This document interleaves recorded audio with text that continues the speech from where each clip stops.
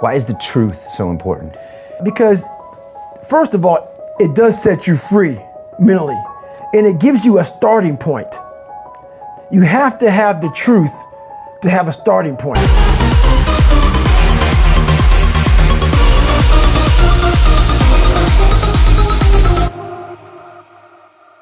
Courage. I have no self-esteem.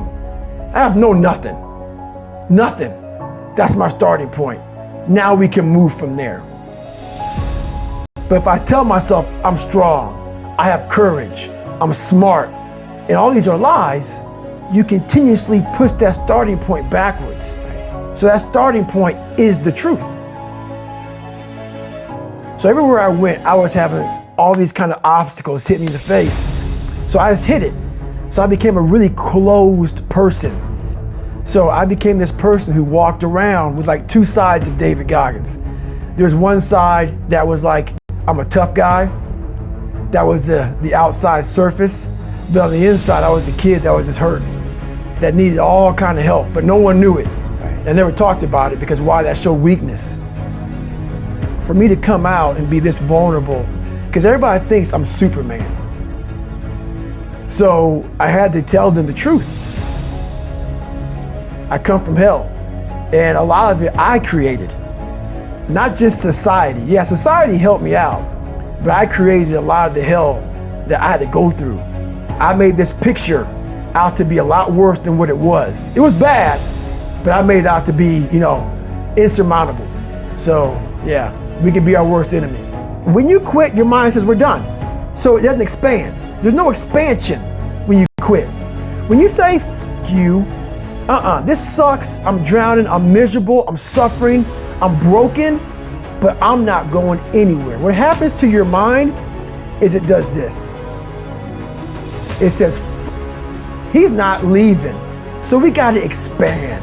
We gotta grow. We gotta figure this thing out. Your brain is the only thing you have when you're going through depression, when you're going through hard times, when you're going through death, real life shit. You can't Google that shit, man. You're alone 24 hours in a day where you're alone in this brain. And your brain is talking to you in all kind of ways. And it wants to control you and pull you in these different pockets. If you can't control your own brain and your brain controls you, you're fucked. You gotta tell your brain where you wanna go and how you wanna go and how you wanna get there. I realize if I keep going back and going back and going back until the shit just becomes, your mind will say, okay, we're gonna figure it out. It'll find a way. Because he is not going to stop.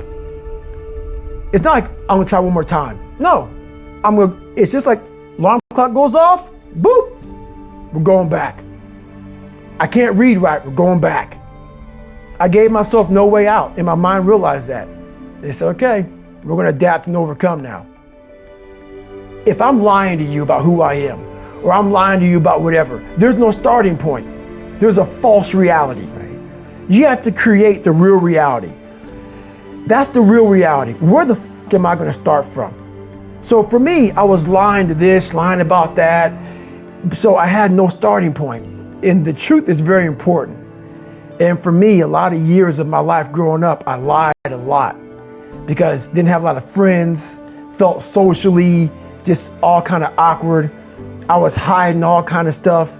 So you do whatever you can to create another human being that's acceptable, that you think is acceptable in society. And when I did that, all that came out was a bunch of shit, a bunch of lies, a bunch of filth, a bunch of nothing. So for me to come out and write a book about the real David Goggins, it was tough. It was tough, but that's the only way. If I want to help people out, the only way I can cut to the surface and say, look guys, gals, whoever's reading this book, I am where I am now. You guys see this. And it'd been very easy to write a book about the hero, David Goggins, but the hero's not me. The hero is the person reading the book. But I had to tell them where I came from to give people hope that, wow, that's where he came from? He came from all these fucked up obstacles and now he's there? I want to give people that kind of hope. So that's why it was tough, because to give people hope, I had to take myself to the sewer to show people, hey, I come from hell. You will not find toughness in a comfortable environment. Those of you who are listening to this, whoever hear this, you will not find it. I was trying to look for it everywhere. The only way you find it is to drown yourself in a position where you're just out of sorts, where you can't swim and you're drowning. Where you're drowning. You're drowning in life. But you say, you know what, man? That. Because I wasn't gifted with brains. I wasn't gifted with God-given talent as far as like athleticism. So I knew to get to where I had to go, to be on the same playing field as these men, to even try out for this program, I knew the work was going to be something that I didn't want to even attack. So I would just put it off. But yet you did it. Because it haunted me. Okay. The voice in my head said, you know what, man? You're going to die never even trying to reach your full potential. And how's that going to feel? But I knew that I was going to pay for this while I was living or while I was dead. I realized how the brain works. I figured out how the brain works. I'm a scared kid, and that's what gives me so much power. I had no foundation, and I built this off of just researching the mind. The feeling you get is basically invincibility.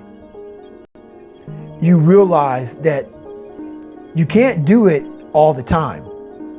When you need to do it, I know I can go to a place that I can live in. And when you know that you can run on broken legs and you can do certain things that a lot of people can do, but they're not willing to do, this power, this sympathetic nervous system of fight or flight, and you're fighting, it gives you this charge of energy of when you're sitting there at 3:30, 4 o'clock in the morning and you're duct taping your feet up because they're broken, and you're doing it by yourself, and you're going through arguably one of the hardest training in the world. And these guys, most of them are healthy, and you're going through it broken, and you're already at a disadvantage, but you're still there. You can feed into that and tap into that for a lot of power. But if you look at it, well, I'm broken, man. I'm not gonna make it. But if you look at it as, man, I'm broken and I'm still here. And I'm fighting and I'm gonna find a way to get through this because I have no other place to go. It gives you a lot of power. I found peace on the opposite end of finding myself. And no one really finds themselves without going through trials, tribulations, suffering, accountability. And accountability is suffering. Being accountable every fucking day for doing right for yourself, for the people next to you, it's miserable. When I was 297 pounds and I was fat as hell trying to be a Navy SEAL, the scariest thing in the world to me, even to this day, was that could have been the rest of my life. I thought then I was trying hard. That's the scariest thing in the world. I thought then, 297 pound, working for Ecolab, spraying for cockroaches, making $1,000 a month. I thought that was me at my 100% potential. Come to find out, a few years later, I wasn't anywhere near that. 106 pounds less, graduate Navy SEAL training, went on to do all these other things. Looking back on that was me trying hard. That's why people gotta understand what is in us. We have no idea until we start trying hard. And I mean really trying hard, where you're obsessed with, hey, this is my new norm. My new norm is that, wow, this isn't always fun. It's not always meant to be fun. And that's when you know you're trying hard.